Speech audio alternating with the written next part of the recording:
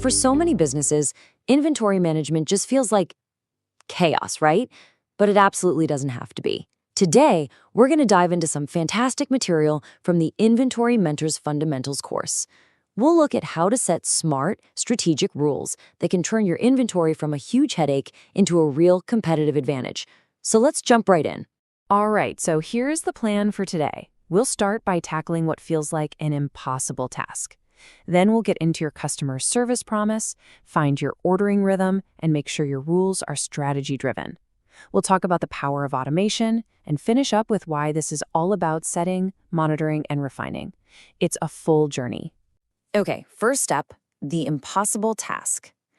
And, if you've ever had to manage thousands and thousands of different products, you know exactly what this feels like. It's a lot. So this really is the big question, isn't it? How on earth are you supposed to manage inventory efficiently when you're dealing with thousands of SKUs? I mean, where do we even start? Everything feels like it's a priority, and it's all yelling for your attention. And the stakes here are just incredibly high. It's like you're caught between a rock and a hard place. On one side, you've got stockouts. A customer walks in, wants to buy something, and you just don't have it. Boom, that's a lost sale. Worse, you might have just lost that customer forever. But on the other side, you've got overstock. That's just piles of cash sitting on a shelf collecting dust, when you could be using that money to, grow the business.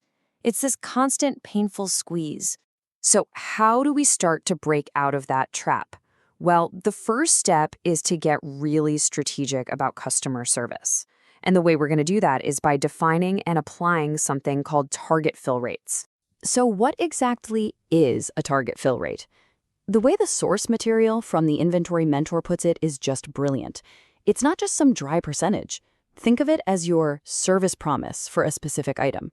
You're literally making a promise to your customer. So if you set a 98% fill rate, you're promising them that 98 times out of 100, when they want that product, you'll have it ready for them. It completely changes how you think about it, right? And this is just so critical because it's the direct link between your inventory levels and your customer's happiness. But, and this is a huge but, you can't just promise 100% on everything.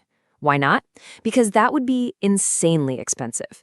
A higher promise means more safety stock, and more safety stock means more cash tied up. So at its core, this is a strategic balancing act. You're constantly weighing happy customers against a healthy bank account. So how do you actually strike that balance? Well, here's the golden rule. You stop treating every product the same. It's all about using something like an ABC classification to figure out what's what. You separate your superstars, your A items, from your slow movers, your C items. And once you've done that, you can set different promises for each. You make the biggest promises on the items that make you the most money. Simple as that. And for those A items, the best sellers, the ones with the juicy profit margins, you aim high. We're talking 98%, maybe even 99%. Because let's be real, losing a sale on one of those items, that's what really stings. Okay, so you've made your service promise. What's next? Well, now it's time to find your order rhythm. This is all about the heartbeat of your inventory planning, setting the rules for how often you check in on your stock and how often you place those orders. We call these rules your ordering parameters. And really, they just create your planning calendar. They boil down to answering two very basic questions. One, how often are we going to look at this thing? And two, how often are we going to order it? And the logic here? It's exactly the same as with your service promise. You match the rhythm to how important the item is. Your A items, the critical ones, you're going to watch them like a hawk, maybe daily, maybe weekly. You want tight control. But your C items, maybe you only check in on those once a month. The best part is, this frees up your team's precious time to focus on the stuff that actually moves the needle. All right, now this is where it all starts to click. This is the really powerful part, because these rules we're setting, they aren't just a bunch of technical settings in a spreadsheet. They are a direct reflection of your company's biggest goals. This is where everything connects. Your business strategy has to be the driver for your inventory rules. Think of it like a fork in the road. If your company is all about being the low-cost leader, you're going to take one path. Longer review cycles, bigger but fewer orders, anything to minimize those ordering costs. But if your strategy is to be the best in class for customer service, you're going down a completely different path. Shorter cycles, smaller, more frequent orders. You're optimizing for availability, not cost. And of course, it's never quite that simple, right? The real world always throws a few curveballs. You've got to think about your cash flow, you've got supplier constraints, minimum order quantities, and you have to ask, can our warehouse even handle getting deliveries every single day? All these real-world factors have to be baked into the rules you set. Okay, I know what you might be thinking right now. This all sounds great in theory, but there's no way I can do this for 10,000 different products. And you're right, you can't. Not manually, anyway. And that brings us to the secret ingredient that makes all of this actually work at scale: automation. I mean, let's just be real for a second. Trying to review every single item by hand, it's not just a bad idea, it's physically impossible. You'd literally never finish. By the time you got to the last item, the data for the first one would be ancient history. So the solution is to let your system do the heavy lifting. You're the coach, the system is the player. You teach it the rules. You say, hey system, all A items get a 98% fill rate and a weekly review. And then it just does it, automatically, across thousands of items. The benefits are huge. It's efficient, it's consistent, but most importantly, it frees up your people to do what people do best: manage the exceptions, the stuff the system can't see coming. And this quote from the course material just says it all, doesn't it?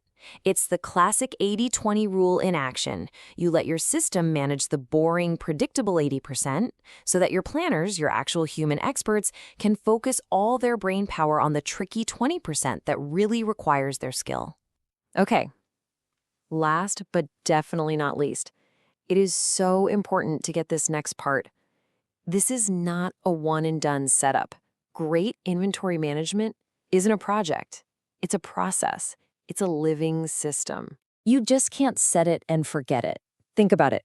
Your business is always changing. Your customers change. Your suppliers change. Your strategy changes. So the perfect rules you set up today could be completely wrong 6 months from now. They have to be dynamic.